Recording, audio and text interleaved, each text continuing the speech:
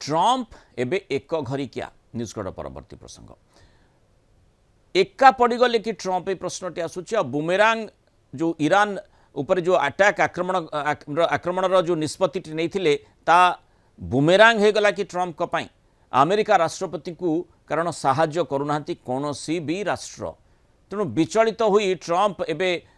विभिन्न प्रकार बयान देते आमको कहार साहाय्य आ सहयोग आवश्यक नहीं विश्वर सबुठु शक्तिशाली राष्ट्र अमेरिका या अमेरिका सबुठु शक्तिशाली सामरिक बाहिनी बोली ट्रंप कहते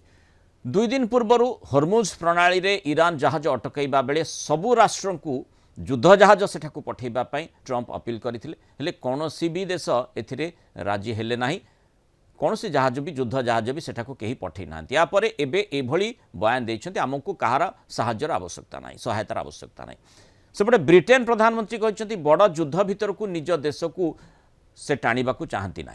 जर्मन चांसलर फ्रेडरिक मर्ज कहते युद्ध सह नाटोर कौन संपर्क ना तेणु सामरिक सहायता देवाक मना करा जायछि।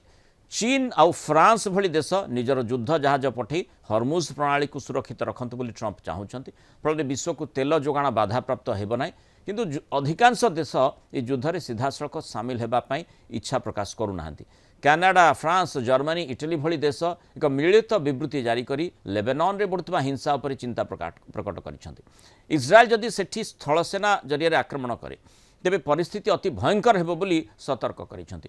एभली स्थिति रे ट्रंप एक प्रकार एका पड़ी जाइथिबा चर्चा होउछि। युद्ध एबे तृतीय सप्ताह रे पहुंची आकाशपथ बंद हेबा तेल जोगाण बाधाप्राप्त हेबा जो विश्व अर्थनीति उपरे सामग्रिक ढंग से यार कुप्रभाव पड़ुछि ता आमे देखुचे और सेइथिपई जेतेबेले काहाकू भी दायी करा जाउछि समस्तंकर आंगुठी ट्रंप को आड़क उठुछि।